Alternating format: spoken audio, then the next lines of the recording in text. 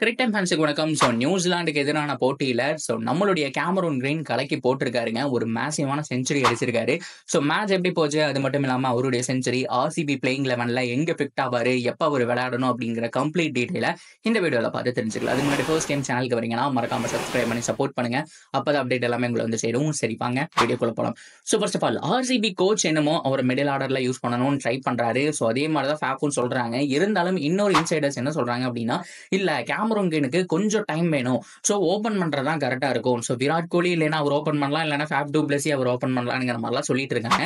என்ன பொறுத்த வரைக்கும் போன வருஷம் ஓப்பனிங் பார்ட்னர்ஷிப் மாற்ற மாட்டாங்கன்னு நான் நினைக்கிறேன். Faf du Plessis and Virat Kohli ஓப்பனிங்காக தான் இருக்கும். ஒன்றை பொறுத்த வரைக்கும் அப்படியே லைனா பிளேயர்ஸ் வந்துகிட்டே இருப்பாங்க அப்படிங்கிறத மாற்றம் கிடையாது.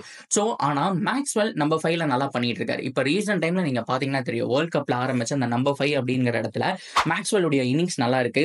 மேக்ஸ்வெல்ல பினிஷராகவும் யூஸ் பண்ணலாம். At the same time Dinesh கார்த்திக்கு கொஞ்சம் சப்போர்ட்டிவ் ரோலும் பண்ணுவாருங்க. தினேஷ் கார்த்திக் மட்டும் பிரஷர் இருந்தா ஆகாது. நீங்க ஒரு ரஜத் பட்டிதார் மாதிரியான பிளேயர்ஸா நீங்க கடைசியில கொண்டு போய் போட்டீங்கன்னா ரெண்டு பேருமே ஹிட்டிங் ஆட முடியாது. பட்டிதாருக்கும் வந்துட்டு டைம் வேணும். அவர் ஹிட்டர் இல்ல, ஒரு நார்மலா ஒரு மிடில் ஆர்டர் பேட்ஸ்மேன் கடைசி வரைக்கும் எடுத்துட்டு போய் கொண்டு போயிடுவாரு ரஜத் பட்டிதார். ஆனா அவருக்கு டைம் தேவைப்படும். அதனால நம்ம பினிஷிங் டிபார்ட்மெண்ட்ல அவரை போட முடியாது. அந்த இடத்துல மேக்ஸ்வெல்லோ கேமரூன் கிரீனோ இந்த மாதிரி ஒரு அதிரடி வீரரா போட்டுதான் ஆகணும். ஆனா நம்பர் 5ல இப்ப மேக்ஸ்வெல்ல போடுறதா, அதை தாண்டி கேமரூன் கிரீனா, வில் ஜாக்சன் சொல்லிட்டு ஏகப்பட்ட குழப்பங்கள் இருக்கு. அப்படி பார்க்கும்போது இப்ப நம்பர் 4 நம்பர் 5ல இறங்கி நம்ம கேமரூன் கிரீன் செஞ்சுரி அடிச்சது உண்மையாலுமே வேற லெவலுங்க. New Zealand versus Australia test match போயிட்டு இருக்கு.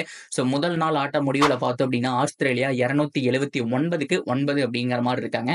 நீங்க பார்க்கலாம் கேமரூன் கிரீனோட செஞ்சுரி பார்க்கும்போது ஆஸ்திரேலியா டாமினேட் பண்ணிருப்பாங்கன்னு சொல்லிட்டு கிடையவே கிடையாது. அந்த பக்கம் நியூசிலாந்து பவுலர்ஸ் போட்டு திருப்பன்னு திருப்பிட்டாங்க.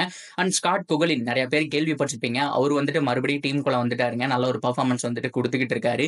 மேபி ஆர்சிபி டாம் கரனுக்கு ஒரு ரிப்ளேஸ்மெண்டா பார்த்துட்டு இருக்காங்க இல்லையா, அதுக்கு இவர் கூட வரக்கான சான்ஸ் இருக்கு அப்படிங்கிற மாதிரி ரூமர்ஸ் போயிட்டு இருக்கு. ஏன்னா ஒரு ஃபிட் ஆன டைம்ல அண்ட் பிக் பேஷ் இதெல்லாம் வச்சு பார்க்கும்போது அவருடைய பெர்ஃபார்மன்ஸ் நல்லா இருக்கு. பவுலிங் அண்ட் பேட்டிங் வந்துட்டு செம்மையா இருக்கு. டாம் கரனை விட ஒரு 2 மடங்கு 3 மடங்கு நல்லாவே பவுலிங் பண்றாரு அப்படிங்கறதுனால ஸ்காட் குகலின் உண்மையாலுமே நல்ல ஒரு ஆப்ஷனா இருப்பாரு. பொறுத்திருந்த பாப்பம் நடக்குதா இல்லையான்னு சொல்லிட்டு. ஏன்னா ரொம்ப நாளுக்கு அப்புறம் இப்பதான் வந்துட்டு அவரை பத்தி பேசினாங்க. அது மட்டும் இல்லாம டெஸ்ட்டுக்கு வந்துட்டு வாய்ப்பு அப்படிங்கிறது கிடைச்சிருக்கு. நல்லா பண்ணிட்டு இருக்காரு. அது மட்டும் இல்லாம மேட் ஹென்றி 4 விக்கெட் எடுத்தாரு. மத்தபடி ரச்சின் ரவீந்திரா ஒரு விக்கெட் எடுத்தாங்க. ஆல்மோஸ்ட் 9 விக்கெட் அப்படிங்கிற போச்சு. இன்னும் ஒரு விக்கெட் எடுத்திருந்தா இன்னைக்கு நாளிலேயே முடிச்சிருக்கலாம். ஆனா ஸ்டம்ப்ஸ் ஆயிடுச்சு. நாளைக்கு தான் பார்த்தோம் அப்படின்னா அந்த ஒரு விக்கெட் ஹேசிலுட்டும் கேமரூன் கிரீனும் இருக்காங்க. நின்று ஆடுவாங்களா அப்படிங்கிறது டவுட் தான். பட் இருந்தாலும் நம்ம கண்டிப்பா கேமரூன் கிரீனை பத்தி பேசி ஆகணும். 4வது அந்த டைம்ல களம் இறங்கினாருங்க. கூட யாருமே சப்போர்ட்ல இல்ல. விக்கெட் ஒரு எண்ட்ல போயிட்டே இருக்கு. யாரு வந்தாலும் ஓரளவுக்கு செட்டில் கூட ஆக மாட்டேங்கிறாங்க. நீங்க டீம் ஸ்கோரை பார்த்தாலே தெரியும், 270. அதுல பார்த்தோம் அப்படின்னா இவரு மட்டும் 103 தான். மத்த எல்லாரும் சேர்ந்து தான் 170 அடிச்சு வச்சிருக்காங்க. ஒரே நாள்ல பார்த்தோம் அப்படின்னா முதல் நாளே அவருடைய செஞ்சுரி அப்படிங்கறத வந்துட்டு பூர்த்தி பண்ணிட்டாரு.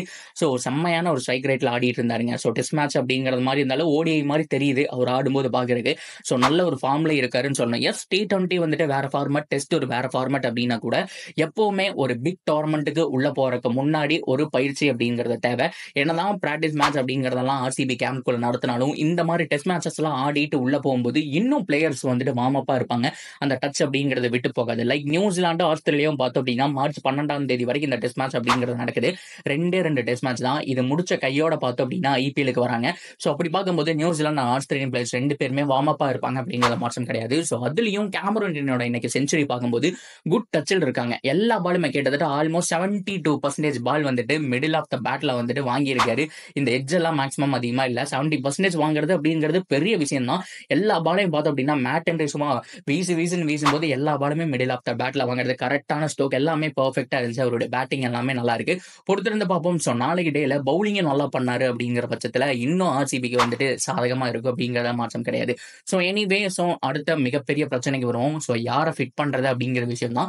நான் ஆல்ரெடி சொன்ன மாதிரி தாங்க, சேபாக் கண்டிஷனுக்கு நீங்க என்னதான் கேமரூன் கிரீன் அமௌண்ட் கொடுத்து எடுத்திருந்தாலும் முதல் மேட்ச் எக்ஸ்ட்ரா ஒரு ஸ்பின்னர் தேவைப்படும். ஒரு 3ல இருந்து 4 ஸ்பின்னர் தேவைப்படலாம். அப்படி பார்க்கும்போது மேக்ஸ்வெல் இருக்காரு, மயங்க் தகர் இருக்காரு. இம்பாக்ட் பிளேயரா கரண் சர்மாவையே நீங்க கொண்டு வந்தாலும் இன்னும் ஒரு ஸ்பின்னர் இருந்தா நல்லா இருக்குங்கிற மாதிரி தான் தோணும். ஏன்னா Karan Sharma form out, Maxwell வந்துட்டு பார்ட் டைம் பவுலர் மாதிரி தான். அண்ட் மயங்க் தகர் ரொம்ப நாளுக்கு அப்புறம் உள்ள வராங்க. சப்போர்ட் பண்ற மாதிரி ஒரு ஸ்பின்னர் வேணும். அந்த இடத்துல முதல் மேட்ச் வில் ஜாக்ஸ் ஆட வைக்கலாம்ங்கிறது என்னுடைய தாட். அதுக்கப்புறம் நடக்கக்கூடிய சின்னசுவாமியில் இருக்கக்கூடிய 3 கேம்லயுமே கேமரூன் கிரீன் இருப்பாங்க. அப்படி இல்லாத பட்சத்துல இம்பாக்ட் பிளேயரா வந்துட்டு இவங்க 2 பேருமே பெஞ்ச் பண்ணிட்டு, அதாவது ஃபேப் டு பிளஸி, ஃபெர்குசன், மேக்ஸ்வெல் இவங்க 3 பேர் மட்டும் 11ல எடுத்துட்டு ஃபர்ஸ்ட் பேட்டிங்கா அதுக்கு தகுந்த மாதிரி ஒரு ஆள் எடுத்துக்கலாம். இல்ல வந்துட்டு செகண்ட் நீங்க பவுலிங் போடும்போது அதுக்கு தகுந்த மாதிரி ஒரு ஆள் எடுத்துக்கலாம்ங்கிற மாதிரி தான் பிளான் பண்ணுவாங்கிறது என்னுடைய ப்ரெடிக்ஷன். சரி ஓகே. என்னவோ ஏதோ பொறுத்திருந்து பார்ப்போம். ஸோ எந்த மாரி பிளான் பண்றாங்கன்னு சொல்லிட்டு. ஓவராலா கேமரூன் கிரீனோட செஞ்சுரி அண்ட் ஆர்சிபி கேம்ப்ல வந்துட்டு ஜாலியா இருப்பாங்க. பிகாஸ் விமென்ஸ் ஐபிஎல் டீம் கலக்கிட்டு இருக்காங்க. மேபி இன்னைக்கு 3வது மேட்ச் தொடர் வெற்றி கிடைக்குமான்னு பார்க்கணும். 2 வெற்றி அப்படிங்கிறது கிடைச்சிருக்கு. கேட் கிராஸ் எல்லாமே நல்லா பண்ணிட்டு இருக்காங்க. ஹோப்ஃபுல்லி இந்த சீசன் அவங்க டைட்டில் அடிப்பாங்களா அப்படிங்கிறதையும் பார்க்கலாம். நீங்க ஓவராலா என்ன நினைக்கிறீங்க அப்படிங்கிறத கமெண்ட் செக்ஷன்ல சொல்லுங்க. தொடர்ந்து அப்டேட்டுக்கு சேனலோட இருந்துருங்க. மறக்காம சப்ஸ்கிரைப் பண்ணி சப்போர்ட் பண்ணுங்க.